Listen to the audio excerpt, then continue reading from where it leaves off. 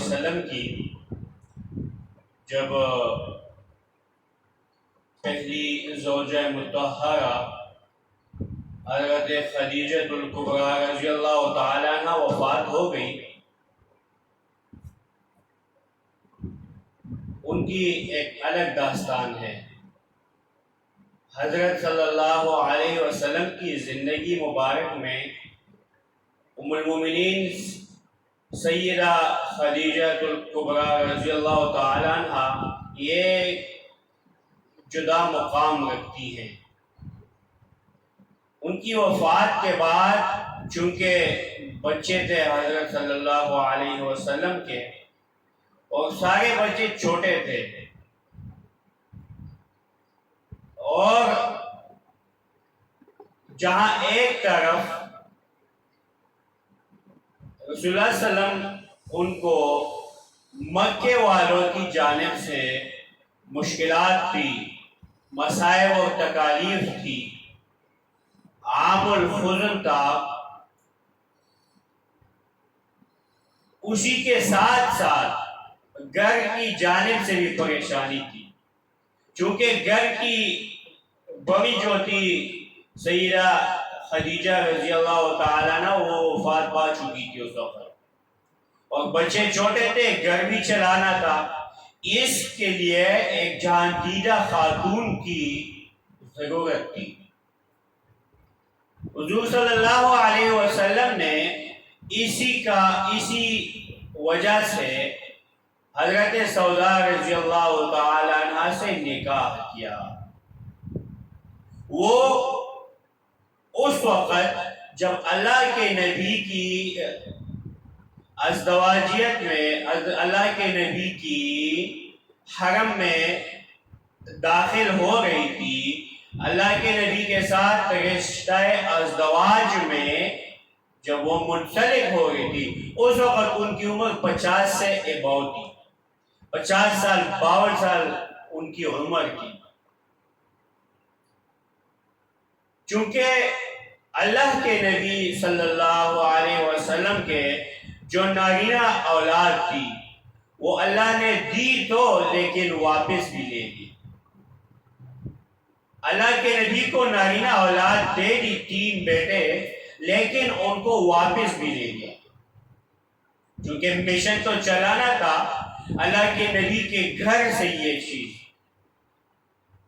تو اللہ نے فیصلہ ایسے فرمایا کہ سیدہ کائنات عائشہ رضی اللہ تعالیٰ عنہ کے بارے میں اللہ نے اپنے حبیب سے حکم ان کو دیا کہ آپ ان سے نکاح کیجیے۔ جبرائیل علیہ السلام اللہ کو وحی کے ذریعے پیغام ملا اللہ کی طرف سے، محمد رسول اللہ صلی اللہ علیہ وسلم کو اللہ کی جانب سے پیغام ملا کہ اس سے نکاح کیجیے۔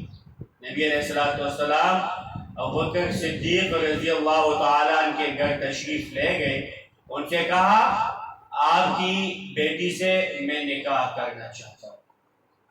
انہوں نے جواباً کہا یا رسول اللہ میں آپ پہ قربان، میرا خاندان قربان، لیکن یہ تو آپ کی بھتیجی ہے۔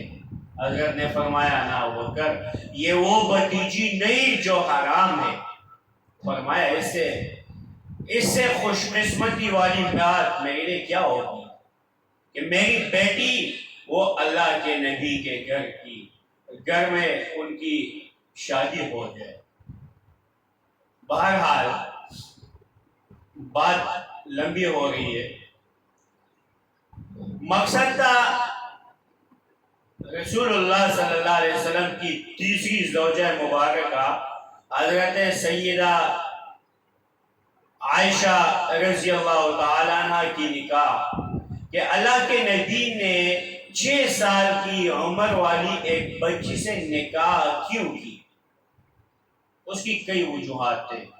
سب سے بڑی وجہ یہ کہ اس طرح اللہ نے ایک فیصلہ کیا کہ علم جو ہے وہ اللہ کے نبی کے گھر میں ہی رہ جائے، چونکہ چھوٹی عمر کے لوگ بچے جو ہوتے ہیں ان کی ذہنی صلاحیتیں بالکل تازہ ہوتی ہیں، جو بھی بات ان کو کہی جائے وہ ان کے ذہن میں بیٹھ جاتی ہے بنسبت بڑی عمر والے لوگوں کی. کیونکہ عائشہ رضی اللہ تعالیٰ عنہ کی نکاح جب ہوئی تو وہ 6 سال کی تھی، رخصتی 9 سال کی عمر میں ان کی ہوئی. تو کم عمر ہونے کی وجہ سے ان کے، اور ویسے بھی ان کا حافظہ بہت قوی تھا. عرب کے جو لوگ تھے، عرب کا جو معاشرہ تھا، اس میں صدیق اکبر رضی اللہ تعالی عنہ کا شمار ان چند گنے چنے لوگوں میں ہوتا جو لکھنا اور پڑھنا جانتے تھے. آج کی زبان میں ہم ان کو اعلیٰ تعلیم یافتہ کہہ سکتے ہیں کہ وہ لوگ، ان کا خاندان اس زمانے میں اعلیٰ تعلیم یافتہ لوگ تھے. ابوبکر صدیق رضی اللہ تعالیٰ عنہ پڑھ لکھنا جانتے تھے، اسی وجہ سے اپنی بیٹی کو انہوں نے لکھنا پڑھنا سکھایا تھا. تو رسول اللہ صلی اللہ علیہ وسلم کی زوجیت میں لانے کا مقصد یہی تھا کہ ان کے ذریعے بہت سے مسائل، جو گھر کا بندہ ہوتا ہے اس کو بہت قوی جو مسائل ہوتے ہیں، جو معاملات ہوتے ہیں، وہ باہر کے لوگوں کی بنسبت اس کو اچھی طرح یاد ہوتی ہے. ام المؤمنین رضی اللہ تعالی عنہ، ان کو اللہ نے 6 سال کی عمر میں اللہ کے نبی کے ساتھ ان کا رشتہ جو تھا وہ حکم دیا کہ ان سے رشتہ کیجئے، ان سے نکاح کیجئے. اسی وجہ سے کبار صحابہ کرام جیسے ابو موسیٰ اشعری رضی اللہ تعالی عنہ، یہ وہ صحابی ہیں کہ جن کا قرآن پہ مکمل ایک ملکہ حاصل تھا. ان کو علوم قرآنی، علوم نبویہ صلی اللہ علیہ وسلم پر ان کو ایک ملکہ حاصل تھا. ترمذی شریف میں روایت ہے، ابو موسیٰ اشعری رضی اللہ تعالیٰ عنہ فرماتے ہیں ہمیں جب کوئی مسئلہ آ جاتا، ہمیں کوئی مسئلہ درپیش ہو جاتا، ہم ام المومنین سے رجوع فرماتے تھے، ہم ام المومنین سے رجوع کرتے تھے. یہ ان کی علمی صلاحیت ہی تھی. حضرت عروہ رضی اللہ تعالی عنہ، یہ بہت عظیم المرتبہ شخصیت ہیں اصحاب کرام رضوان اللہ عنہم اجمعین. فرماتے ہیں میں نے قرآن کے علوم پر، میں نے علم النساب پر، میں نے علم حرام اور حلال پر، میں نے علم میراث پر ام المومنین سے کسی کو بھی بڑھ کر سمجھ بوجھ والا اپنی زندگی میں نہیں پایا. ام المومنین سب سے زیادہ سمجھنے والی خاتون ہے. قرآن پر، علم میراث پر، علم النساب پر، میتھمیٹکس جس کو ہم کہتے ہیں، اور حلال اور حرام کے علم پر ان کو ایک ملکہ حاصل تھا. ام المومنین کے بارے میں بہت ساری روایات ہیں کہ جس کی بنا پر ان کے بارے میں ہم یہ نظریہ قائم کر سکتے ہیں کہ وہ ایک اعلیٰ ترین علمی شخصیت تھی اصحاب کرام میں. صحابہ کرام ہر ایک دوسرے سے بڑھ کر اعلیٰ عرفہ اور تقوی، علم، ہر لحاظ سے، ہر ایک مرتبے میں وہ ایک دوسرے سے آگے تھے. لیکن جو فضیلت ام المومنین کو حاصل ہے وہ کسی کو بھی حاصل نہیں. ابن عبد البر رحمہ اللہ فرماتے ہیں ام المومنین 3 علوم میں یکتا تھی. ابن عبد البر رحمہ اللہ فرماتے ہیں ام المومنین 3 علوم میں یکتا تھی. ایسے 3 علوم تھے جو ام المومنین کے پاس جس طرح ان کو اس کی سمجھ بوجھ تھی اس طرح کسی اور صحابی کو نہیں. اس میں پہلا قرآن ہے. ام المومنین قرآن پہ نہایت زیادہ سمجھ بوجھ رکھنے والی تھی، جس کو ہم علم الفقہ بھی کہہ سکتے ہیں. فقہ قرآن اور حدیث کا سمجھ. دوسری علم الطب، طبابت میں ام المومنین کو ایک ملکہ حاصل تھا. اور تیسری علم الشعر، اشعار جس طرح وہ کہتی تھی وہ بہت عجیب ہے. ان کی بہت سارے اشعار ہیں، کبھی موقع ملا تو اس پہ بھی گفتگو ہو. علم الفقہ یعنی قرآن اور حدیث کا علم، طب کا علم اور شعر و شاعری کا علم. ابن ابی ملیکہ ایک تابعی ہیں اور عبداللہ بن زبیر رضی اللہ تعالیٰ کے دور میں یہ طائف کے قاضی بھی رہے ہیں. یہ ام المومنین سے ایک دفعہ کہنے لگے، اے اماں جان، آپ کی شعر و شاعری پہ ہمیں تعجب نہیں ہوتا، آپ کی جو اشعار ہیں ان پہ تعجب نہیں ہوتا، کیونکہ آپ صدیق کی بیٹی ہیں اور صدیق بہت ہی اعلیٰ پائے کے ادبی ذوق رکھنے والے تھے. لہذا آپ شعر و شاعری کرتی ہمیں تعجب نہیں ہوتا. تعجب ہوتا ہے تو آپ کے میدان طب میں آپ کی مہارت دیکھ کے کہ آپ جس طرح طب پر عبور رکھتی ہیں، ایک عجیب بات ہے. اس کا راز بتائیے. ام المومنین رضی اللہ تعالیٰ عنہ فرمانے لگی،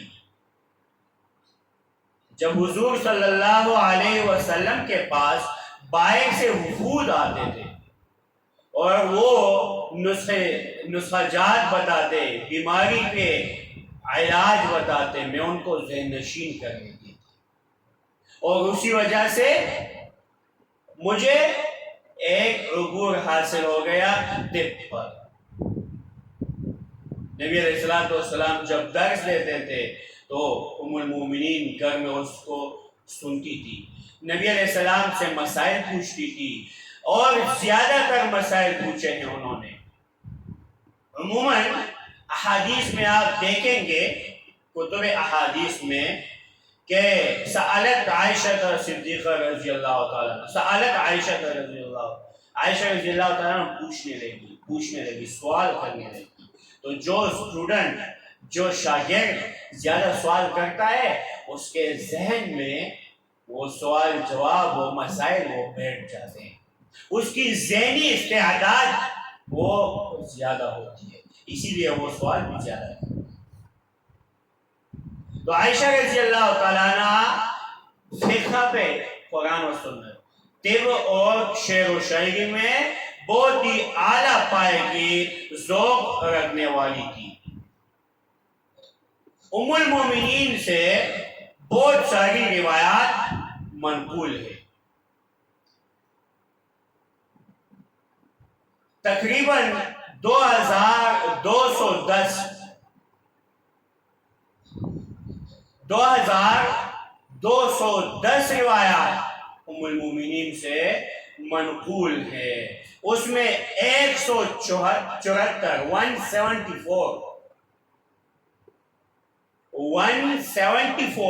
وہ متفقن علیہ ہے. متفقن علیہ کا مطلب آپ جانتے ہوں گے کہ بخاری اور مسلم میں وہ آئے ہوں.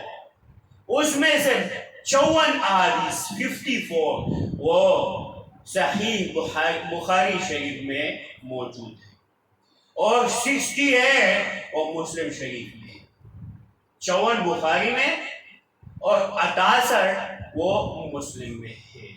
ام المومنین کا جو نکاح تھا حضور صلی اللہ علیہ وسلم سے اسی وجہ سے تھا کہ ان کو جو اسلامی مسائل ہیں، قرآنی علوم نبویہ ہے، وہ ان کو ازور ہو جائے اور آگے آنے والی نسلیں ان سے پھر سیکھنے کو ان کو ام المومنین سے سیکھنے کا موقع ملا۔